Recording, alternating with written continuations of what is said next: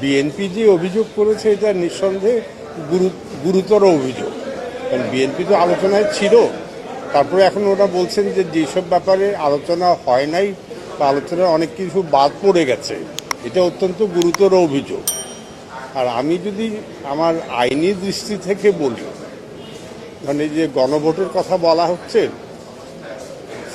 দুনিয়ার সব দেশে রেওয়াজ হলো একটা প্রস্তাব সংসদে পাস হবে, তারপরে জনগণের কাছে গণভোটে যাওয়া হবে।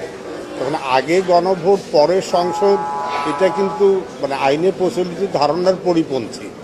আর তারপরে আরও যেটা কথা বলা হচ্ছে যে সংসদ বসতে 270 দিনের মধ্যে সেটা তাদের গ্রহণ করতে হবে, অথবা আপনা আপনি এটা পাশ হয়েছে বলে ধরে নেওয়া হবে।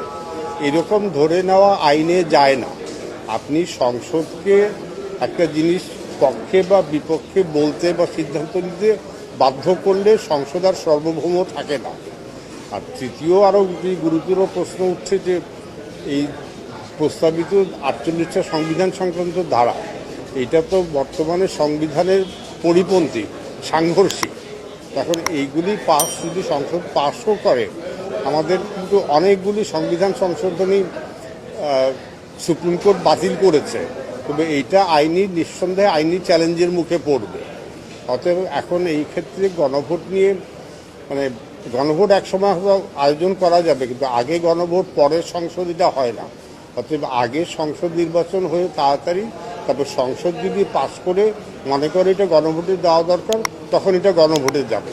আর এই 48টা প্রস্তাবের উপরে গণভোট মানুষ কেমন করে বুঝে হ্যাঁ না বলবে, এটা তো সম্পূর্ণ অবাস্তব একটা প্রস্তাব। একেবারে মৌলিক জায়গা, আইন পাশ করার ক্ষমতা হলো সংসদের, আর ক্ষেত্র বিশেষে যখন সংসদ থাকে না, তখন সাময়িকভাবে সেই অধ্যাদেশের মাধ্যমে এটা রাষ্ট্রপতিকে দেওয়া হয়েছে। এখন প্রধান উপদেষ্টা তো প্রধানমন্ত্রীর মতো, অর্থাৎ নির্বাহী বিভাগের প্রধান বা প্রধানমন্ত্রী বা প্রধান উপদেষ্টা কখনো আইন পাশ করতে পারে না।